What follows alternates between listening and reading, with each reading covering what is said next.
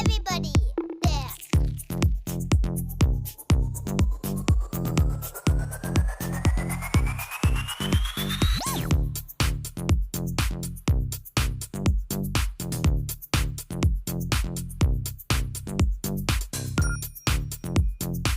சிவாய திருச்சிற்றம்பலம் தில்லையம்பலம். எம்பெருமான் திருநாவுக்கரசு சுவாமிகளின் புராணம் சிந்திக்க இருக்கின்றோம். முதற்கண் ஐயா அம்மா அவர்களுடைய பொற்கடல் பாதங்களை வணங்கிக் கொண்டு அத்துணை அடியவர்களுடைய பெருமக்களுடைய பொன்னார்வலர் பாதங்களை மனமொழி மெய்யாலே வணங்கிக் கொள்கின்றேன். இங்கே தெருள் கொண்டோர் இவர் சொன்ன தீயோனை செறுவதற்கு பொருள் கொண்டு விடாது என்பால் கொடுவாரும் என புகழ்ந்தார். அவரை நீங்கள் மருணிக்கியாரை நீங்கள் அழைச்சிட்டு வந்தீங்கன்னா அவருக்கு உங்களுக்கு நாங்கள் செய்ய வேண்டியதை செய்கிறோம். பொருள் கொண்டு விடாது என்பால் கொடுவாரும் என புகழ்ந்தார்.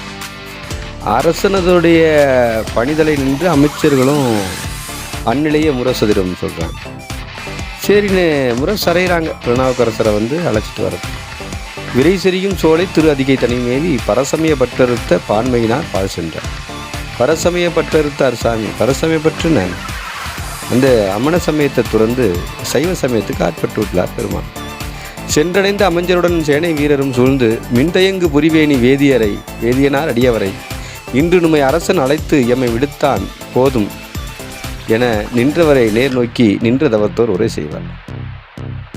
அங்கே சொல்கிறாங்க அமைச்சரோட சேனை வீரரோட சேர்ந்துக்கிட்டு திருநாவுக்கரசரை உங்களை சுவாமி மன்னர் உங்களை அழைச்சிட்டு வர சொன்னார் அப்படின்னு சொல்கிறாங்க. உடனே பெருமான் சொல்றார், நாமார்க்கும் குடியெல்லோம் நம் அணையஞ்சோம் அப்படின்னு சுவாமி தேவாரம் பாடுறாங்க. நாமார்க்கும் குடியெல்லோம் என்று எடுத்து நான் மறையின் கோமானை நதியினுடன் குளிர்மதி வாழ் சடையானை தேமாலை செந்தமிழின் செழுந்திரு தாண்டகம் பாடி ஆமாறு நீர் அழைக்கும் அடைவு இளம் என்று அருள் செய்தார். நாங்கள் உங்களுக்கெல்லாம் அஞ்ச மாட்டோம் அப்படின்னு சாமி பதில் சொல்கிறார். ஆண்டரசு அருள் செய்ய கேட்டு அவரும் அடிவணங்கி வேண்டி அவர் கொண்டு உடனே அவர் சைவத்தின் மேலே பெரும் அடியார ஆயிட்டார்ன்றதை உணர்ந்த அரசனுடைய ஏவலாளிகள் காவலர்கள் சேனைகள்லாம் எம்பெருமான அடிவணங்கி ஐயா அப்படியே ஆகட்டும் வேண்டி அவர் கொண்டு ஏக விடை வைத்தார் திருத்தொண்டர் ஈண்டு வரும் வினைகளுக்கு எம்பிரான் சொல்கிறார் என்று ஈண்டு வரும் வினைகளுக்கு ஏதாவது ஒரு அடியார் மேலே ஒரு வினை வருதுன்னா அந்த வினைகளை காக்கிறது சுவாமியோட கடமை. அதான் இங்கே சேக்கிலார் பெருமான் அருமையாக சொல்லி ஈண்டு வரும் வினைகளுக்கு எம்பிரானுடன் என்று இசைத்திருந்தார். மூண்ட சினப்போர் மன்னன் முன்னணைந்து அங்கு அறிவித்தார். ஐயா இந்த மாதிரி ஐயா சொன்னாங்க, சாமி எங்களுக்கு துணையாக இருக்காங்க, நாங்கள்லாம் உங்களுக்கெல்லாம் அஞ்ச மாட்டோம், நீங்கள் போயிட்டு வான்னு எங்களை அமுச்சு விட்டாரு.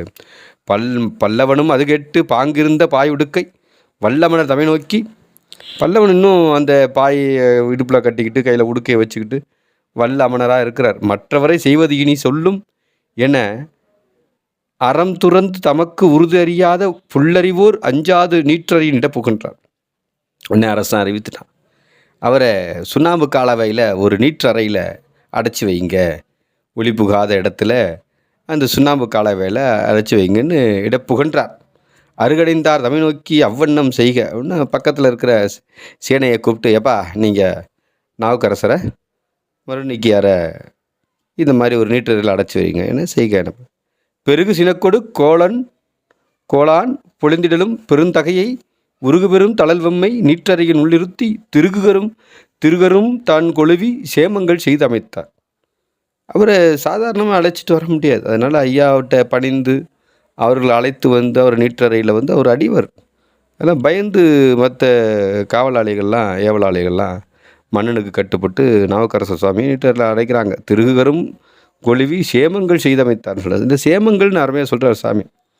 அதனால் அவர் மேலே ஒரு பயம் வந்திருக்கு. ஏன்னா சுவாமியோடைய அருளாளர் இல்லையா, அதான் நாமார்க்கும் குடியெல்லாம் நம்மனை அஞ்சோம் அப்படின்னு பாடுறாரு இல்லைங்களா.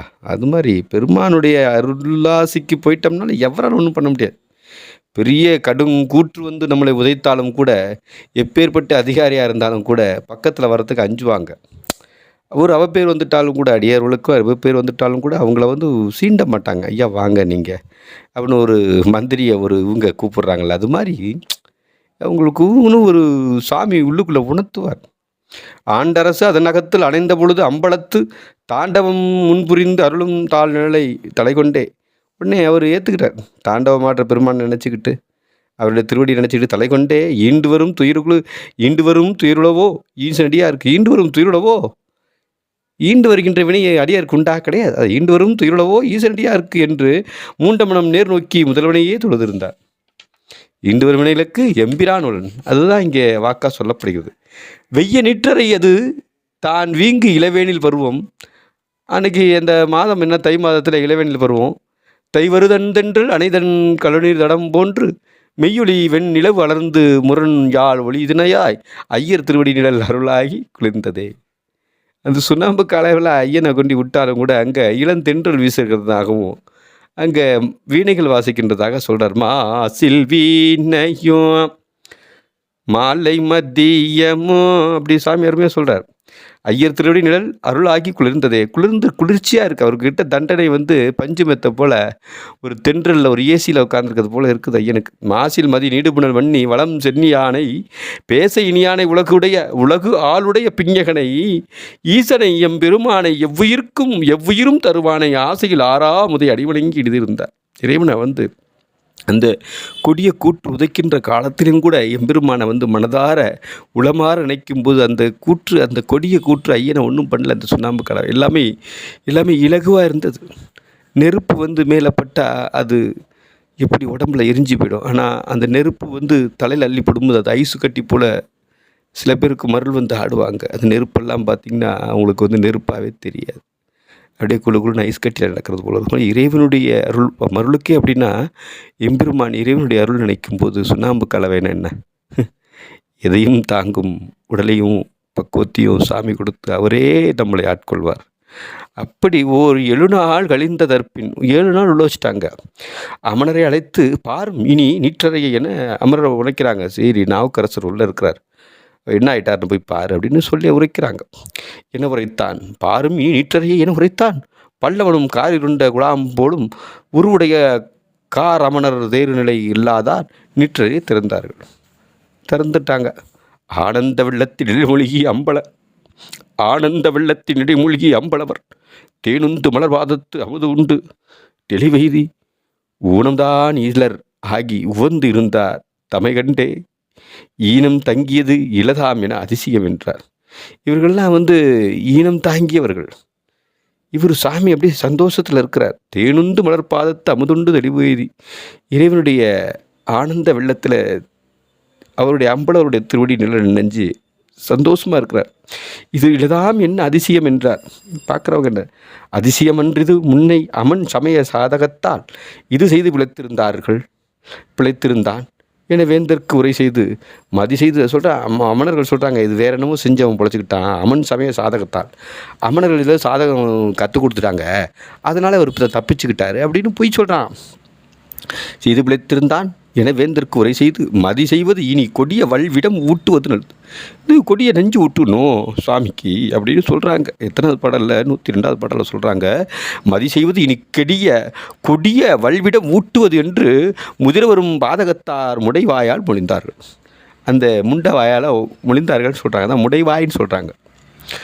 ஆங்கது கெட்டதுமே கொடியமன் சார்பால் கொடுமன்னன் ஓங்குவரு மயிலினால் நஞ்சூட்டும் என உரைப்ப ஒன்று